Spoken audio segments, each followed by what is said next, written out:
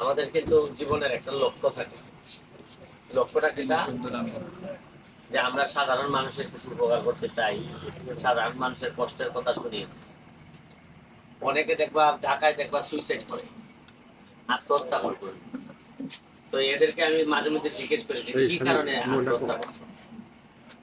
দেখা যায় যে যে আত্মহত্যা করতে চায় সে জানে না যে বাংলাদেশে বড় সংখ্যক একটা মানুষ আছে, তারা একটা দিন বেশি বেঁচে থাকার জন্য কত কষ্ট করে।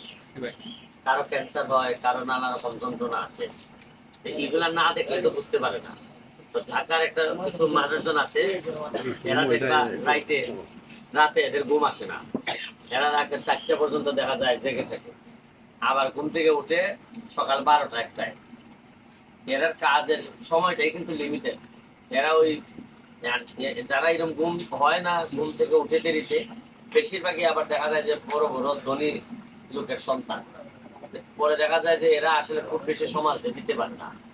তাই এইসব ছেলে মেয়েদের উদ্দেশ্যে আমার একটাই বক্তব্য যে তোমাদের লাইফস্টাইল তোমরা হ্যাপি হয়তো, কিন্তু ভাই আসো একটু গ্রামে, তুমি তোমার বাবার গ্রামে যাও, কষ্ট হবে, রাস্তা ভালো না, কিন্তু জীবনের কিছু মিনিং, অর্থ খুঁজে পাবা। যে জীবনে শুধু নিজে ভালো থাকার মধ্যেই ওই ওই শান্তিটা নাই, যে শান্তিটা অনেকজনকে সাথে করে নিয়ে ভালো থাকার মধ্যে।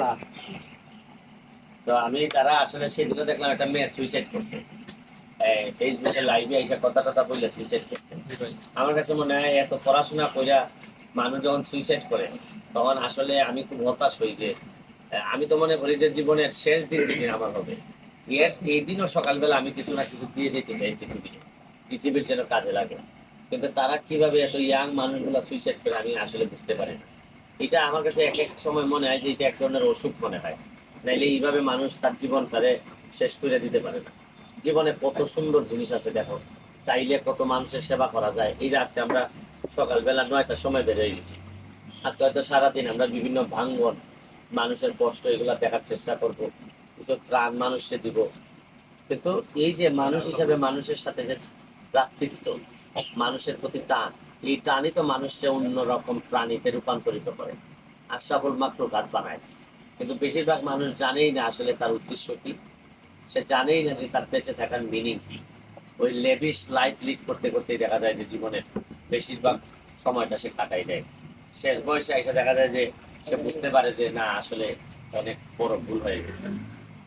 তাই আমি মনে করি যে সবাই আসুন, নিজের এলাকায় আসুন, তৃণমূলে আসেন, বিভিন্ন যে যেভাবে পারেন কাজ করেন মানুষের জন্য। কারণ যদি লন্ডনে বা আমেরিকায় জন্ম হইতো তাহলে বলতাম না আপনাদের, কিন্তু জন্ম যেহেতু বাংলাদেশে, এখানে অনেক কাজ আপনার রয়ে গেছে, এগুলো শেষ করতে হবে। Thank you.